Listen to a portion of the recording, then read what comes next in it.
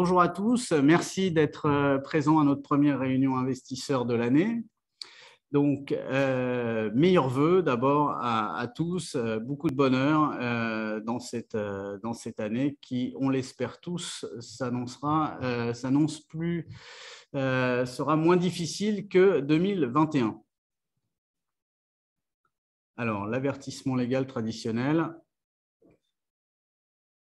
Alors, les performances de nos fonds, donc au 31-12, Finaltis Titan sur notre fonds flexible international a progressé de 14,4% en 2021, avec un gros mois de décembre à plus 3%. Et sur Finaltis Digital Leader, notre fonds sur les leaders de la digitalisation, on a fini l'année à 19,55%, avec un mois de décembre qui a été un peu plus dur sur cet axe du digital.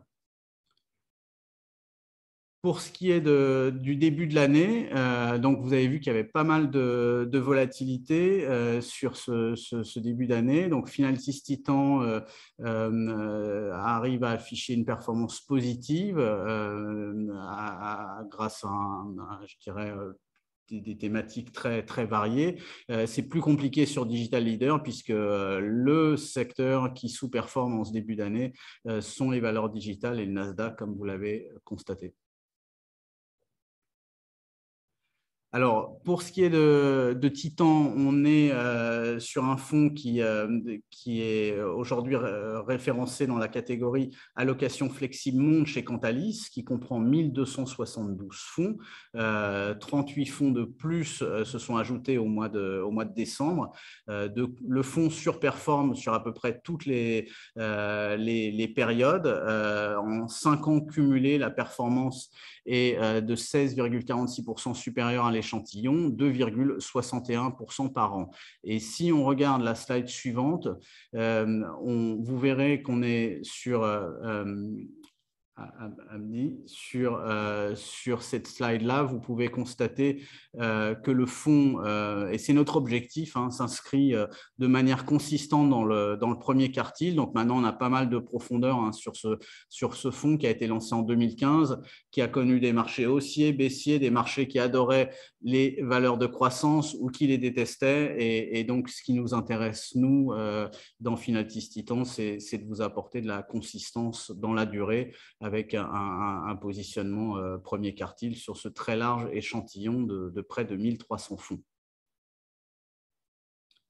Alors, on reviendra, Denis va me rejoindre dans quelques minutes, on reviendra peut-être sur l'Ukraine où ça chauffe pas mal, et on va tout de suite rentrer sur les sujets économiques. Donc, en ce début d'année, il est important de faire un point sur les 6 risques mais qui peuvent aussi devenir des opportunités, comme on va vous le présenter. Donc, le premier risque auquel on pense tous, c'est bien sûr le dérapage de l'inflation. Il faut faire preuve d'une certaine humilité aujourd'hui. Pourquoi? Parce qu'aucun d'entre nous, sauf un gérant qui aurait 40 ans d'expérience sur les marchés, donc il y en a peut-être parmi vous qui nous écoutez, personne n'a géré des portefeuilles financiers, personne n'a géré des mandats avec un niveau d'inflation aussi élevé. Le CPI hier était à 7%. Les PPI sont très élevés, donc on sait que l'inflation qui est embarquée dans le système est absolument faramineuse. Et donc, notre logiciel de fonctionnement est bien sûr très, très marqué par cette période de 40 ans de baisse des taux, d'inflation très faible.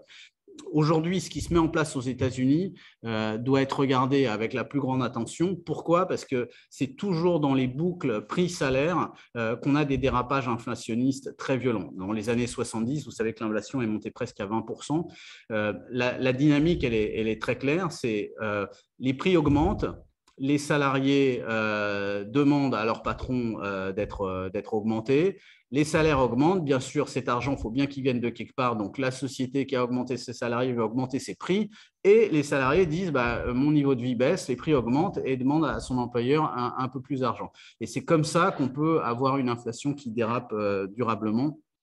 Donc, c'est un facteur, vous verrez, nous, on apporte un certain nombre de réponses chez Finaltis à ce sujet inflationniste, mais c'est bien sûr un des principaux risques sur l'année. Le deuxième risque, c'est tout simplement la baisse de l'activité économique. Vous savez que depuis des années, c'est la Chine, bien sûr, qui tire la croissance mondiale. Et aujourd'hui, la machine chinoise reste très puissante, mais malgré tout, doit faire face à un gros problème, à savoir son principal moteur de croissance, qui est l'immobilier, aujourd'hui connaît des difficultés très importantes. Donc, vous avez tous entendu parler d'Evergrande, qui est un conglomérat immobilier avec 260 milliards de dettes. Et pour l'instant, on sent bien que la restructuration de ce secteur immobilier va prendre du temps et très difficile. Alors, il y a un autre souci en Chine, la Chine qui profite beaucoup de la croissance du digital, qui profite beaucoup de la dynamique des réseaux sociaux. Aujourd'hui, vous l'avez vu, on en a beaucoup parlé dans les journaux, le oncle Xi, comme on aime l'appeler, le parti communiste chinois a souhaité reprendre en main le secteur privé et l'a fait à la chinoise de manière très violente.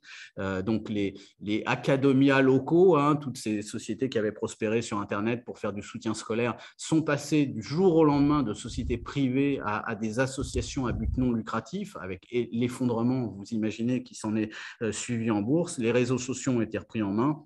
Le secteur des jeux vidéo a été limité avec des horaires autorisés maximaux pour les enfants.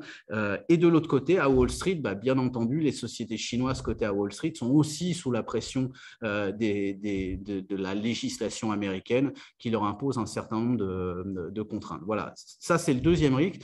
Le troisième risque va nous permettre de revenir sur les premières slides. Donc, on va faire un petit point avec Denis sur quelques tensions géopolitiques. Voilà, ce risque qui est très difficile à mettre en équation, comme vous pouvez l'imaginer, qui est le risque géopolitique.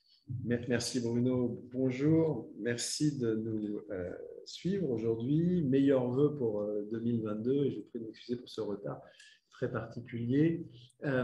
Parmi les nombreux risques géopolitiques que l'année 2022 peut voir maturer, on a choisi de vous parler de l'Europe, et plus précisément de la possibilité d'une guerre en Europe. Pourquoi? Parce que, en fait, aujourd'hui, on le sait tous, la Russie a massé aux frontières ukrainiennes une armée, plusieurs armées en fait, plus de 100 000 hommes, et que les Russes considèrent d'une part que l'Ukraine, c'est une part de l'histoire russe, que c'est une part essentielle de l'âme russe, et que faire la guerre pour un Russe, c'est une vertu plutôt positive, et qu'un chef qui ne fait pas la guerre, ce n'est pas un vrai chef. Donc, Vladimir Poutine, qui est au pouvoir depuis 2000, ne s'est pas privé de faire la guerre plusieurs fois, et avant même l'arrivée de Vladimir Poutine, eh bien, les dirigeants russes, postérieurement à l'effondrement de l'URSS, avaient déjà fait la guerre plusieurs fois. On ne se souvient pas forcément qu'en 1992, ils avaient favorisé une dissidence en Transnistrie, un bout de la Moldavie, qui se trouve sur la carte ici, au sud-ouest de l'Ukraine, ce qui a permis aux Russes d'installer des bases militaires là-bas, donc permettant d'encercler en fait l'Ukraine. On se souvient de la Tchétchénie, de triste mémoire, en 1996. On ne se souvient pas forcément parce qu'elle a été éclair, cette guerre de 2008, où les Russes, provoquant les Géorgiens, ont réussi à obtenir des Géorgiens une erreur absolument énorme de la part de ces derniers, qui est de les attaquer. Et en 5 jours, l'armée russe a réussi à obtenir ce qu'elle cherchait, c'est-à-dire l'autonomie de 2 provinces géorgiennes, l'Abkhazie, qu'on voit en bas à droite sur la carte, et l'Ossétie du Sud, où les Russes se sont évidemment installés et y sont toujours. En 2014, plus près de nous, révolution de Maïdan, le président ukrainien de l'époque, Viktor Yanukovych, qui est originaire du Donbass et russophile, russophone, pro-russe, eh bien, est expulsé par la population, il est démis de ses fonctions. En réaction, Vladimir Poutine, depuis la cérémonie des Jeux Olympiques de Sotchi, décrète qu'il va envahir la Crimée, et la Crimée est aujourd'hui russe.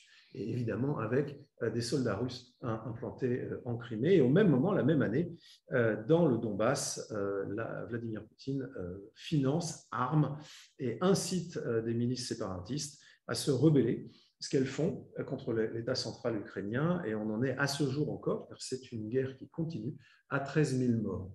Donc, que veut la Russie? La Russie veut plus de territoire. Elle veut, si elle ne peut pas contrôler l'Ukraine, elle veut la déstabiliser. C'est ce qu'elle fait avec ce qu'elle appelle son horizon proche. Et au passage, elle démontre toute la faiblesse, pour ne pas dire l'inexistence de l'Europe et la faiblesse de l'OTAN. Si on passe sur la slide suivante, où est-ce qu'on en est aujourd'hui? Les protagonistes, d'abord, vous avez Vladimir Poutine qui est bien en poste depuis 2000 et qui, année après année, renforce son pouvoir.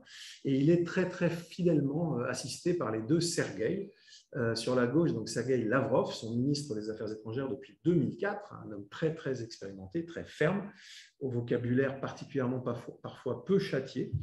Et puis sur la droite, ici, un ancien général de l'armée de l'URSS, qui est aujourd'hui ministre des Affaires, ministre de la guerre, c'est comme ça que ça se dit en russe, ministre donc de la Défense de la Russie, qui s'appelle Sergueï Shoigu, depuis 2012. Ce sont des amis très proches de Poutine et ils n'hésitent pas à tirer et potentiellement à tirer les premiers, ça ne les dérange pas du tout. En face, qui avons-nous? On a Joe Biden, qui est au pouvoir avec Anthony Blinken, son secrétaire d'État, depuis janvier 2021, c'est pas vieux. Et puis, on a une personne beaucoup moins connue du grand public qui s'appelle Todd Wolters, mais c'est quelqu'un de très important. Pourquoi? Parce que c'est le patron de toutes les troupes, c'est un général 4 étoiles de l'armée de l'air américaine, qui est le patron, en fait, qui s'appelle le SACEUR, le patron de toutes les troupes stationnées en Europe de l'OTAN. Donc, ce sont en fait les pendants de nos protagonistes russes. Et en face, qu'est-ce qu'avons-nous encore? Nous avons les Européens. Les Européens, il n'y a pas de patron, on le sait, c'est bien un des problèmes. Il y a deux petites armées, celle du Royaume-Uni et celle de la France, qui, on le sait bien, ça nous fait mal au moral, mais c'est une réalité, ne font pas le poids face à l'armée russe. Et on a un homme qui s'appelle Joseph Borrell, qui est le haut représentant de l'Union européenne pour les affaires étrangères, qui, lorsqu'il demande audience à Vladimir Poutine, se voit en général refuser son audience. Il est en poste depuis décembre 2019. Donc, c'est en fait, en réalité, une discussion entre les Américains et les Russes. Les Russes vont obtenir quelque chose, ce n'est pas une question, ils vont obtenir quelque chose. La seule question, c'est quoi? Les discussions sont en cours cette semaine et le fait que le comité militaire de l'OTAN se soit réuni hier et aujourd'hui, en regroupant tous les chefs d'état-major des différentes armées européennes, y compris celles de l'Ukraine et de la Géorgie, n'augure pas forcément très bien de la Suisse. De la suite, pardon, la Suisse révélateur. On aimerait que ce soit aussi pacifique que la Suisse.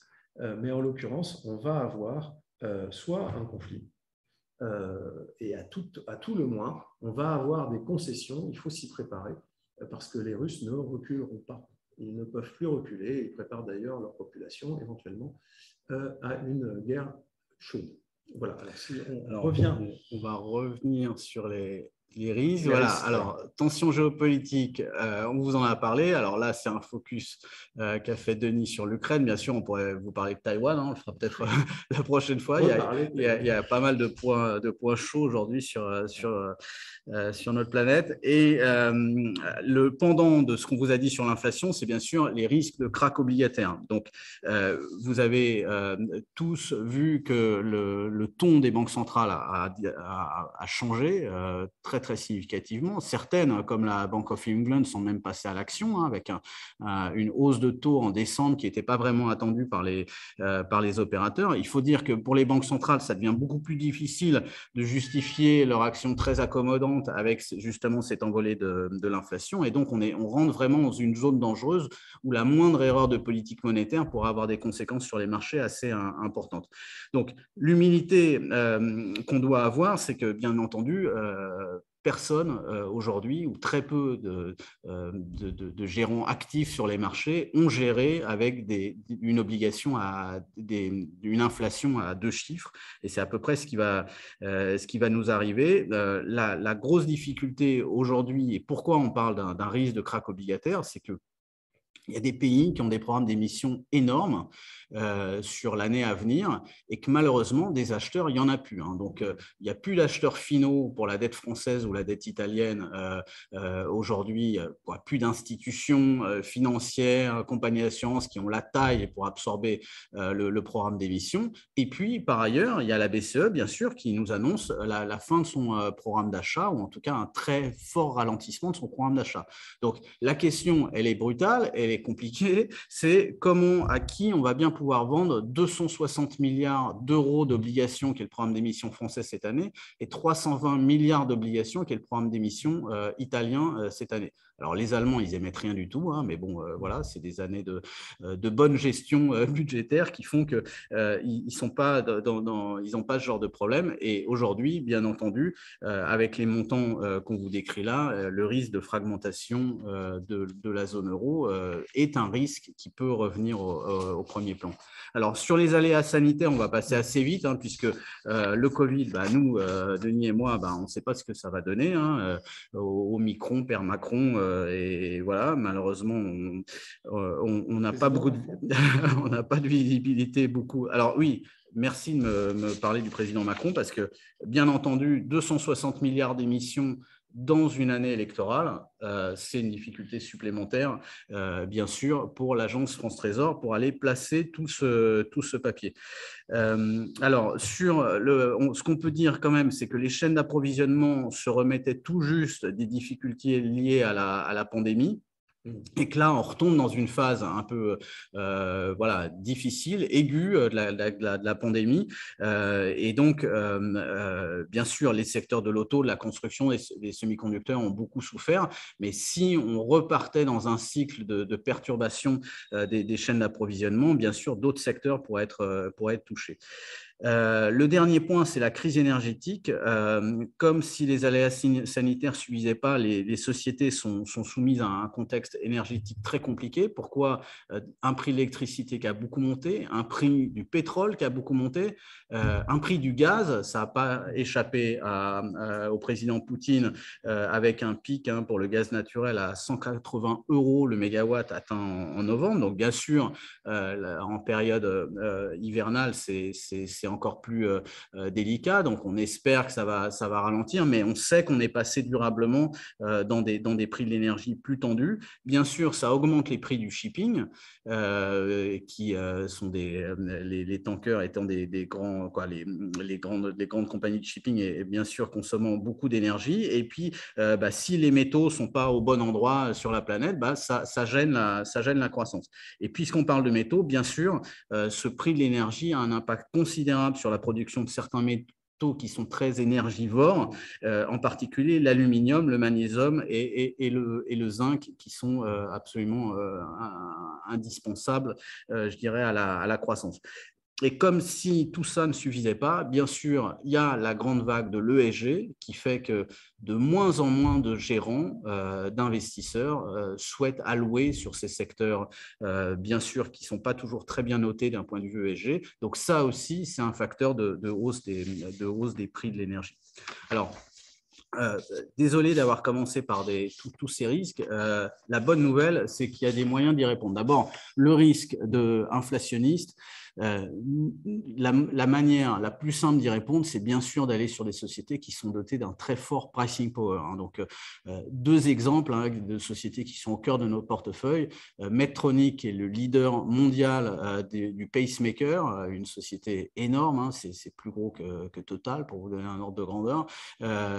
Pacemaker, stimulateurs neuronaux, stimulateurs gastriques, des milliers de chirurgiens qui sont formés à leur technologie et bien sûr un effet réseau très puissant, des barrières à l'entrée très puissantes qui font que c'est des sociétés qui n'auront pas de difficulté à faire passer et une demande finale très très forte pour ce type de dispositif.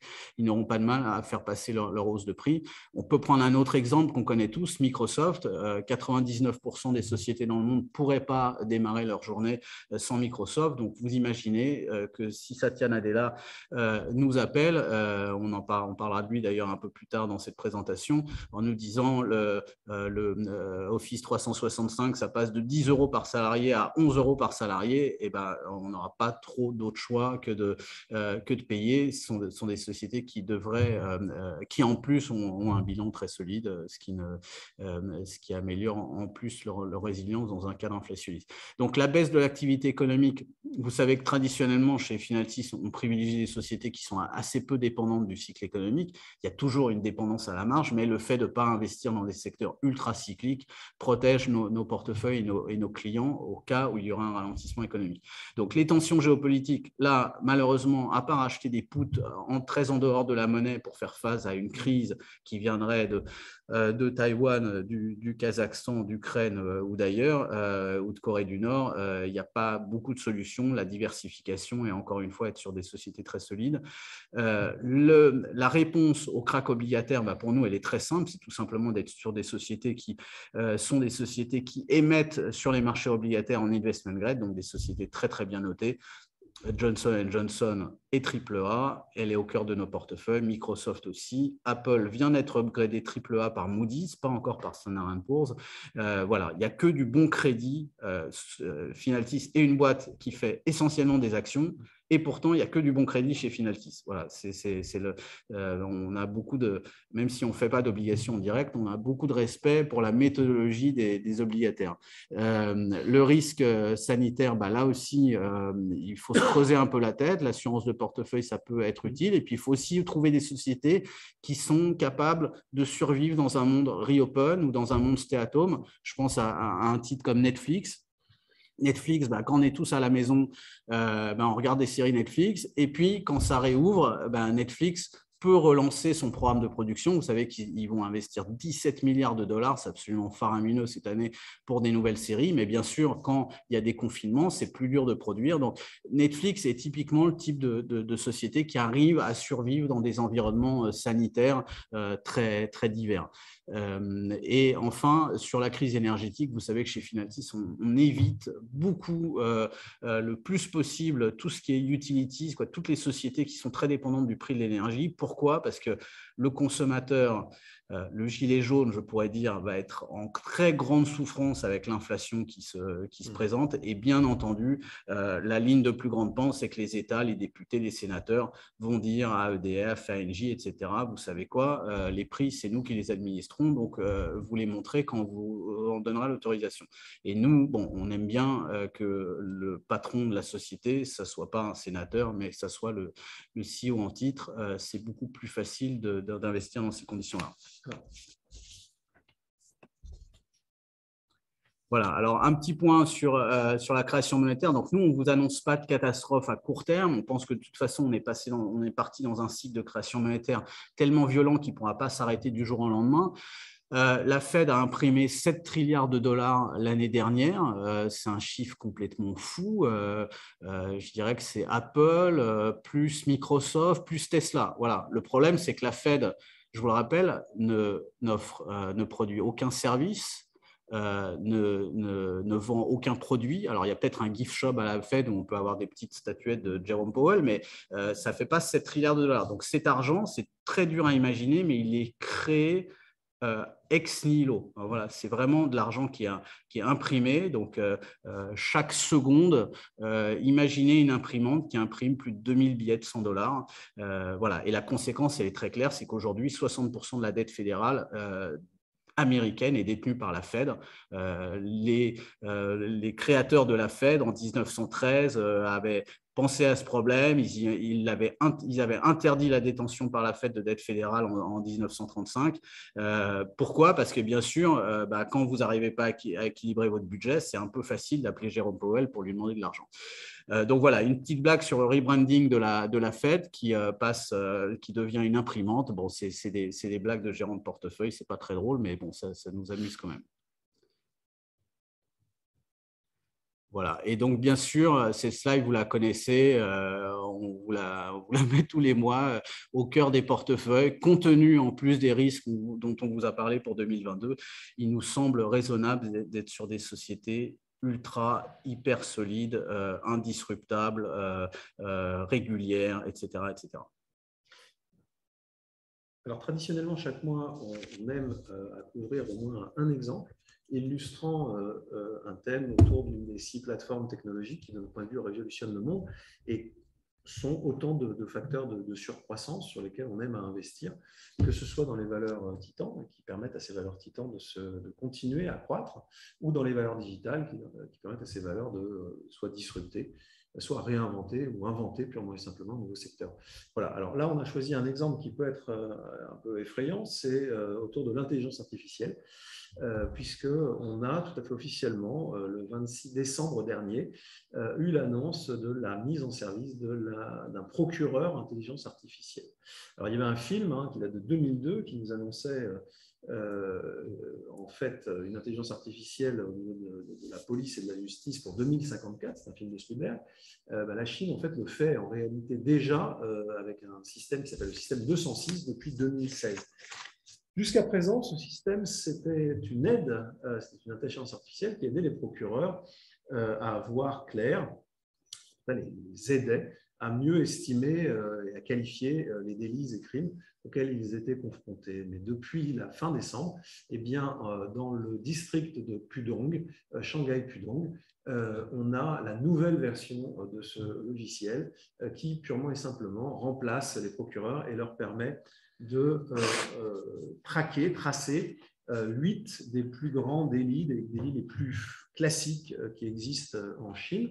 On les verra après. Donc, ce professeur tout à fait respectable de l'Université des sciences de Chine a développé sur la base de 17 000 cas réels entre 2015 et 2020 une capacité contextuelle de langage, d'attitude qui, dit-il, après son équipe, affirme que dans 97% des cas, ils arrivent à être pertinents. Cette intelligence artificielle arrive effectivement à détecter des délits. Alors, les 8 délits dont on parle, certains sont très, très classiques, coups et blessures, vol, conduite dangereuse, fraude à la carte bancaire, et d'autres sont un peu plus spécifiques à la Chine, notamment la gestion d'établissements de jeux d'argent, parce que les Chinois détestent le caractère socialement disruptif du jeu, et c'est très, très largement interdit, donc c'est un délit, et il se trouve que les Chinois aiment beaucoup jouer. Donc, il y a beaucoup de délits en la matière. Entrave aux fonctions officielles, ça, c'est une façon d'aller coller en tôle les responsables déviants du Parti communiste qui ont mis la main dans la poche ou qui sont soupçonnés de l'avoir mis la main dans la poche de personnes qui n'auraient pas dû ponctionner. Bon, bien entendu, la concussion existe ailleurs qu'en Chine, mais en Chine, c'est aussi un outil pour se débarrasser d'opposants internes au Parti communiste. Donc, c'est un délit très, très particulier, on va dire, en Chine. Et mon préféré, c'est le dernier, provocation de querelles et de troubles. Vous savez que la Chine est un pays qui prône l'harmonie, d'ailleurs qu'ils opposent à la démocratie, qui du point de vue chinois serait le bordel. Mais là, en l'occurrence, la provocation de querelles et de troubles, c'est tout simplement s'exprimer dans un sens qui ne soit pas tout à fait la ligne du parti. Et ça vous envoie directement devant un tribunal. Donc, cette intelligence artificielle va détecter tout ce qui est assez déviant en la matière et va le sanctionner. Voilà, donc une intelligence artificielle procureur qui est d'ores et déjà en service depuis décembre. Passons maintenant très rapidement sur les performances de nos fonds et surtout sur, pardon, pas les performances, mais les actions, les interactions que nous avons eues dans le fonds. On a été très actifs, Finaltis Titan, donc nos actions flexibles monde. On attire votre attention sur le fait que depuis fin décembre, en fait, la documentation réglementaire du fonds a été mise à jour dans un sens SFDR 8. Donc, on affirme ce que nous faisions dans les portefeuilles, à savoir que nous intégrons sont tout à fait explicites les critères extra-financiers. De manière générale, tous les fonds et mandats de Finaltis intègrent les critères extra-financiers. Et s'ils ne sont pas d'ores et déjà SFDR 8, c'est parce que parfois, certaines autorités de tutelle sont un peu moins rapides que notre autorité de tutelle française. Donc, Finaltis Titan, qu'avons-nous fait le mois passé? Alors, le mois passé, en fait, vous voyez la remontée du taux d'exposition assez importante en ce début d'année. Donc, en fin d'année, on avait fini en termes d'exposition autour de 67%. Et on est obligé de vous parler, même si là, beaucoup de performances étaient à fin d'année, on est obligé de vous parler de ce début d'année où on a remis pas mal d'expositions vers de l'hyper-qualité. On est toujours très très intéressés de voir des Nestlé, Air Liquide, L'Oréal, Johnson & Johnson baisser. Ils ont fini l'année moyennement. Ils ont eu un mois de janvier un peu compliqué. Et donc, ça nous a permis de rentrer dans de bonnes conditions sur ces titres-là. Alors, le portrait robot de Titan aujourd'hui se présente comme cela. Donc, pas mal de digital dans le top 10, du digital métaverse avec Facebook, ou du digital traditionnel avec Visa, de l'industrie traditionnelle, donc la distribution en l'occurrence avec Walmart, qui est un très très gros bénéficiaire des plans de relance américains, des sociétés de croissance plus modestes mais très résilientes, très solides comme Novartis, avec bien sûr une valorisation qui est attractive parce qu'elle reflète aussi cette croissance moins forte. Donc tout ça nous offre un peu de diversité, et malgré le fait d'avoir 20% du portefeuille sur le digital, vous avez vu que le Titan arrive à être en hausse en ce début d'année, malgré bien sûr un démarrage d'année très compliqué pour toutes les valeurs digitales. Alors sur décembre, les tops et les flops, vous les voyez. Un petit mot sur Tesla quand même, qui nous avait donné beaucoup d'argent sur toute l'année. Hein. C'est même le premier contributeur de Titan sur l'année passée. Et alors, en décembre, bon, le titre a été un peu moins performant. On n'en veut pas du tout à cette belle et grande société. Pourquoi? Parce que le 2 janvier, on a eu le plaisir de lire un communiqué de la société Tesla qui annonçait des chiffres de production très au-delà de ce que les analystes attendaient. Et donc, le 3 janvier, premier jour de l'année, ça a été un démarrage en forme de bouchon de champagne pour Tesla, puisque le titre, qui est une capitalisation considérable, hein, c'est 1 trilliard de dollars, hein, on est dans les 5 ou 6 plus grosses sociétés aux États-Unis. Le titre a progressé de 14%, donc a ajouté quasiment 140 milliards de dollars à sa capitalisation. C'est assez vertigineux. Et sur la fin de l'année, on est très content d'un pari qui a fonctionné, qui n'était pas facile, hein, qui est Visa, Mastercard, deux sociétés qu'on connaît très bien, qui s'étaient retrouvées à des plus bas de 5 ans en termes de valorisation. Et donc, on avait généralement, on n'aime pas avoir… Visa et Mastercard sont très corrélés, donc on est prudent, on n'a jamais plus de 1,5 de l'une et de l'autre, comme ça nous fait une position agrégée de 3. Là, on était vraiment à fond, on était à 2,5 sur Visa, 2,5 sur Mastercard, donc c'était un très gros pari. Et on est content que ça ait fonctionné. Voilà ce qu'on peut vous dire sur Titan. Et alors, on ne peut pas détailler tous les mouvements. Hein. C'est un fonds, je vous rappelle, notre différenciation principale, hein, par rapport à nos concurrents, c'est qu'on fait beaucoup de trading et du trading uniquement sur des valeurs de grande qualité. Donc là, vous voyez un peu ce qu'on a travaillé dans le portefeuille, allègement de Visa qui avait trop monté en fait, donc c'est un fonds de conviction, hein, mais on n'a jamais de position trop lourde sur une seule valeur. Chevron, Barrick Gold qu'on a sorti, on a rajouté du poids sur Netflix, Essilor, SAP, Inditex, et on a même rajouté un peu de poids sur Tesla. Alors sur la slide suivante, on voulait faire un petit point sur Microsoft. Pourquoi? Parce que Microsoft, c'est la deuxième société au monde et ça paraît tellement aberrant de dire on va mettre du Microsoft dans les portefeuilles. Et si on a eu cette réunion il y a 1 an, après la très belle année 2020 qu'elle avait fait, si début 2021, je vous disais, on va mettre du Microsoft, ça paraît, compte tenu des 440% de progression de l'action sur ces 5 dernières années, ça paraîtrait un peu aberrant. Cette année, Microsoft a fait 55% de progression et ça ne nous paraît pas aberrant. Alors, le cours fait peur. Hein, quand vous voyez une courbe monter comme ça, les biais cognitifs font que vous avez plus envie de vendre que d'acheter. Mais nous, on essaie de pas trop regarder les courbes et de regarder les comptes de résultats. Et c'est absolument prodigieux ce qui se passe chez Microsoft. Bon, pour l'anecdote, hein, Steve Ballmer a lâché la présidence de la société en 2014. Satya Nadella a été nommé par Bill Gates à sa place. Il n'a pas été mauvais joueur, Steve Ballmer. Il a dit bon bah ok, je suis pas la bonne personne pour continuer à présider aux destinées de Microsoft, mais je garde mes actions. C'était une très très bonne idée, hein, puisqu'il est devenu le 5e ou 6e homme le plus riche du monde. Bill Gates a lui beaucoup vendu. Il faut rappeler que les actionnaires de Microsoft ont été mis à rude épreuve, hein, puisque le pic de Microsoft c'était mars 2000. Elle a fait un pic en mars 2000 et après il a fallu attendre 17 ans avant de retrouver les niveaux de mars 2000. Et il y en a un qui a eu l'air d'être agacé par ces 17 ans, c'est Bill Gates, hein, puisqu'il a vendu beaucoup de titres, mais au moment où Satya Nadella arrive en 2014, Microsoft sort de l'ornière et c'est un succès absolument prodigieux. Donc Satya Nadella, il était issu de la division entreprise, grand client de Microsoft, et c'est lui qui a géré la transition de Microsoft sur le cloud. Donc Microsoft a loupé des révolutions technologiques, a loupé le navigateur Internet, a loupé le smartphone, mais alors le cloud, ça, ils ne l'ont pas loupé. D'ailleurs, c'était le discours de cette année-là. Ne nous battons pas sur des combats qu'on a perdus, allons nous battre sur les combats qu'on pourra gagner. Et le succès est tellement époustouflant que Microsoft est en bonne position pour passer devant Amazon. C'est rare, Jeff Bezos, il n'a pas l'habitude de se faire doubler. Et là, pourquoi Microsoft a cette dynamique encore plus forte, c'est que Excel, Word, Outlook ou Windows, c'est pas Amazon qui les fabrique, hein, c'est Microsoft. Et donc, aujourd'hui, c'est beaucoup plus facile quand vous tenez déjà la machine de l'utilisateur de le pousser vers le cloud. Et c'est pour ça qu'on pense que le business d'Amazon Web Services va rester brillant, mais que Microsoft va passer devant.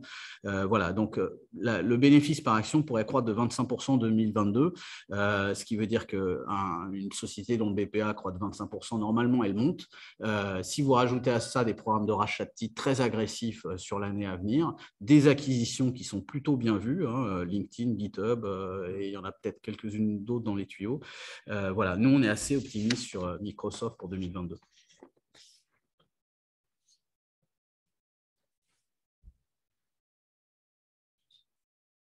Bon, là, on n'est pas trahi par Microsoft, mais par Canva.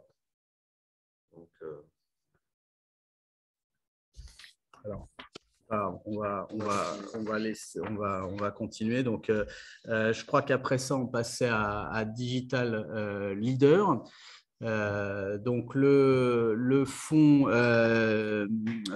Digital Leader, lui, comme son nom l'indique, est concentré sur uniquement les valeurs digitales. Donc c'est un fonds diversifié dans ses sous-thématiques, mais qui est 100% digital. Donc on va vous montrer dans quelques instants un snapshot, une photo du fonds. Mais je profite de ces quelques minutes pour commencer tout de suite à vous parler de Twitter, puisqu'on a pris… Ah ben voilà, on va faire dans l'ordre. Donc, Finatis Digital Leader, c'est un fonds 100% digital, très diversifié, comme vous le voyez en haut à droite sur les différentes sous-thématiques. Donc, on est présent sur des sociétés du GAFAM, mais on est la première société du fonds, c'est pas du GAFAM, c'est Taiwan Semiconductor, qui est une société éclatante de succès dans le semi-conducteur, qui profite là, vous l'imaginez en ce moment, en période de pénurie, d'un pricing power absolument prodigieux. On a eu voilà, une grosse contribution sur l'année grâce à ça, grâce à Nvidia aussi dans les semi-conducteurs. Alors sur le mois, vous retrouvez sur le mois de décembre, Alibaba a été assez décevante, comme sur le reste de l'année. On tient à vous signaler quand même que Alibaba progresse de près de 15% en ce début d'année. Alors pourquoi on ne jette pas le bébé avec l'eau du bain et le Alibaba avec le reste de la Chine? C'est vrai que la Chine devient relativement ininvestissable, hein, faut pas se voiler la face. C'est très très compliqué de comprendre les intentions des autorités, mais il y a des forces de rappel chez Alibaba. Et pourquoi on garde ce titre? Tout simplement parce que le chiffre d'affaires est à peu près 2 fois celui d'Amazon et la capitalisation boursière est entre un quart et un cinquième de celle d'Amazon. Donc il y a vraiment, on est sur une société rentable, on est sur une société avec des dynamiques de chiffre d'affaires remarquables, et à ce titre, il nous semble bon d'avoir un petit poids sur Alibaba et on pourra vous raconter à peu près la même chose sur Tencent. Donc, on va tout de suite passer sur notre achat du mois. Donc, Twitter, c'est une société passionnante que vous connaissez, qui est rentrée presque dans notre vie à tous en période électorale, comme en France en ce moment. Bien sûr, le rôle de Twitter, vous l'avez compris, est déterminant. Alors, Twitter, c'est un peu dur à qualifier. On va dire que c'est une plateforme d'auto-expression publique et de conversation en temps réel. C'est aujourd'hui un média très puissant sans journaliste. Donc, c'est vous et moi qui animons cette plateforme. Jack Dorsey en est le principal actionnaire privé. Il a encore 2,25% du capital. Alors, pourquoi on achète du Twitter aujourd'hui et qu'on n'en a jamais eu chez Finaltis, dans Digital Leader? C'est tout simplement parce que Jack Dorsey s'en va. Voilà. Donc, ce n'est pas très gentil de dire ça, mais en fait, on a le droit de le dire puisque c'est lui-même qui le dit. Il l'a écrit dans une press release au moment de son départ. Il a dit « Je pense que je suis le principal frein au développement de ces sociétés ». Alors, c'est vrai que Jack Dorsey a un caractère un peu particulier. On va dire que c'est un milliardaire rebelle, très politisé. Il a été le plus rapide pour supprimer les accès à Twitter à Trump et à ses principaux collaborateurs. Il passe 6 mois de l'année en Afrique. Il plante tous ses collaborateurs en milieu de journée pour aller vers 4 heures de yoga. Bon, c'est un type un peu particulier qui a beaucoup de qualités par ailleurs. Mais le problème, c'est qu'il a beaucoup de travail aussi, puisqu'il a lancé, c'est un serial entrepreneur, il a lancé une société qui est moins connue, mais qui est devenue plus grosse que Twitter. Ça capitalise 60 milliards de dollars. Ça s'appelle Block. Vous connaissez peut-être Square. C'est une société qu'on va regarder beaucoup chez Finaltis. Elle est très intéressante. On est sur des très belles dynamiques. C'est du micro-paiement. On vous en parlera à l'occasion. Donc, Jack Dorsey est à 2% de Twitter qui capitalise 30 milliards et 18% de Block qui capitalise 60 milliards. Donc, vous comprenez que ces intérêts économiques le poussent quand même un peu vers Block. Et ce qu'on aime aussi, c'est qu'il a de la pression de deux fonds d'investissement activistes très puissants, Elliott et Silver Lake, qui ont poussé à son départ. Donc, c'est des gens qui travaillent pour nous, puisque maintenant, si vous détenez du digital leader, vous êtes actionnaire de Twitter indirectement. Donc, c'est des gens qui travaillent vraiment à la réalisation du potentiel de Twitter. Et Twitter a un problème, c'est qu'ils ont du mal à monétariser leur contenu. Pourquoi la nomination de Parag Agrawal en tant que PDG de Twitter nous plaît? Parce que c'était le Chief Technology Officer, c'était le spécialiste de l'IA chez Twitter. Et vous imaginez que quand une boîte comme Twitter doit contrôler 10 000 tweets écrits par seconde, même avec 100 000 collaborateurs supplémentaires, il n'y arriverait pas. Donc, la seule réponse pour nettoyer Twitter, parce que vous l'imaginez, Twitter a besoin d'être nettoyé en permanence de toutes les horreurs que certains anonymement ont plaisir à y raconter. Il n'y a que l'IA qui peut aider à faire ça. Et justement, Parag est un homme de l'IA et il devrait arriver à relever ce très grand défi. Voilà. Donc, Twitter, c'est un pari un peu plus osé. Ce n'est pas une valeur titan, vous l'avez compris. C'est une valeur qui va d'abord sur Digital Leader. On va monter en puissance progressivement. Peut-être que ça deviendra un titan demain ou après-demain. On verra. Alors, Finaltis Gold, c'est le petit dernier chez Finaltis, puisque nous en avons repris la gestion le 8 novembre 2021. En décembre, on a gagné 80 centimes sur un fonds dont l'objectif, on a essayé de le résumer ici, est triple.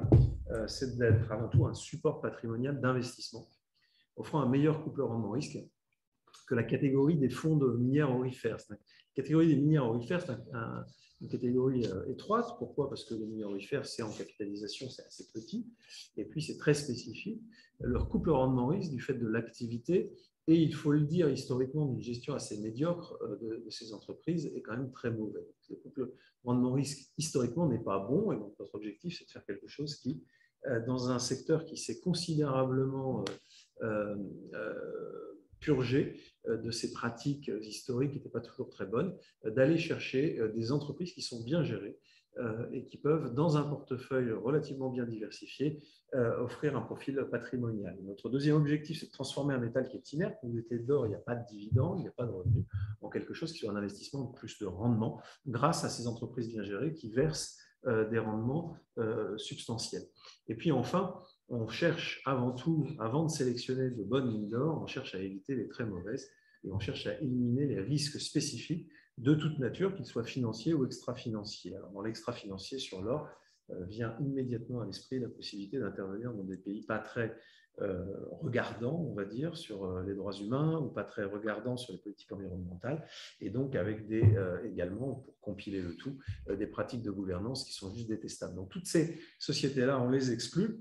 On travaille dans un univers assez restreint d'entreprises dont on cherche à purger les mauvaises pratiques pour ne conserver que des entreprises bien gérées susceptibles de nous donner du rendement. Finaltis Gold, plus de 80 centimes en décembre. Alors, qu'est-ce qu'on a fait? Alors, on vous met le top 10 ici des mines détenues, des mines aurifères, des mines généralistes détenues par Finaltis Gold. Ce n'est pas un fonds qui est sur un process stock picking, hein, donc on ne va pas vous parler trop des titres individuellement.